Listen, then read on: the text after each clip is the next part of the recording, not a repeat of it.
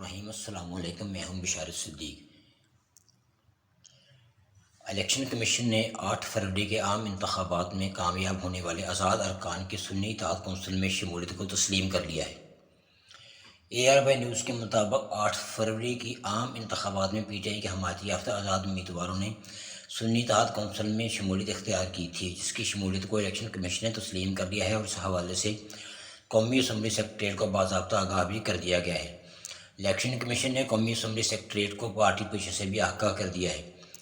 دستاویز کے مطابق سنی اتحاد کونسل میں 82 آزاد ارکان قومی اسمبلی شامل ہوئے، جن میں پنجاب سے 49 اور KPK سے 33 ارکان شامل تھے۔ الیکشن کمیشن کی دستاویز میں کہا گیا ہے کہ سنی اتحاد کونسل کو کوئی مخصوص نشست نہیں دی گئی اور نون لیگ 120 نشستوں کے ساتھ قومی اسمبلی کی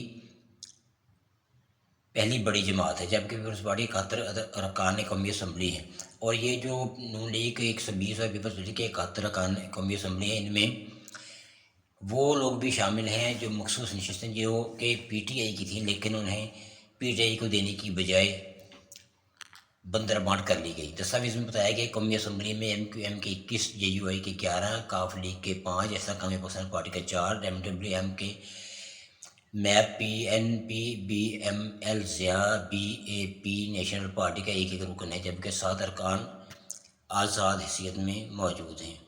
دوسری طرف پاکستان تحریک انصاف کو چھوڑ کر جانے والے اراکین جنہیں پریس کانفرنسیں کروائی گئیں، اب وہ واپسی کے لیے پر توڑ رہے ہیں۔ انہیں اور قیادت نے اس بات کے کو باقاعدہ طور پر تسلیم بھی کیا ہے کہ جو لوگ چھوڑ کر گئے تھے وہ واپسی کے لیے رابطے کر رہے ہیں۔ ان میں بڑے بڑے نامی گرامی لوگ بھی شامل ہیں، جیسے KPK سے محمود خان سابق وزیر اعلیٰ۔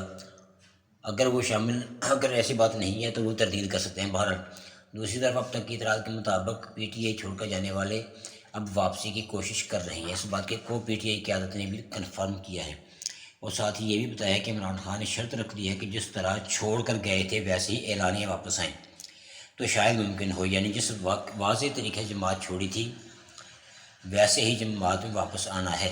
آپ نے کرنی ہے پریس کانفرنس اور کر کے بتانا ہے کہ جماعت کیوں چھوڑی تھی، وجہ بتائیں، تب آپ کے لیے دروازے کھلے ہیں۔ اس میں بڑے بڑے نام شامل ہیں۔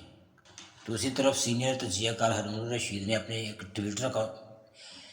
ٹویٹر میں انہوں نے کہا ہے کہ فوج نے 9 مئی کا اتنا چورن بیچ دیا ہے کہ اس سے ان کا اپنا گلا خراب ہو گیا ہے۔ جو کوئی بھی 9 مئی کی بات کرتا ہے لوگ اس کا مذاق اڑاتے ہیں۔ ٹک ٹاک، فیس بک پر 9 مئی کی مزاحیہ ویڈیوز بن رہی ہیں۔ اب فوج فیس سیونگ کے لیے عمران خان سے چاہتی ہے وہ 9 مئی کی مذمت کر دے، جس سے فوج کا بیانیہ درست ثابت ہو جائے اور بدلے میں عمران خان کو بہت بڑا ریلیف مل جائے گا۔ مگر خان یہ بات اچھی طرح سمجھ گیا ہے کہ ہاتھی گزر گیا ہے، بس دم رہ گئی ہے۔ اب فوج کی مجبوری ہے عمران خان سے مذاکرات کرنا، اور نوٹ کر لیں مذاکرات میں جب تک عمران خان کی شرطیں نہیں مانے گی بات آگے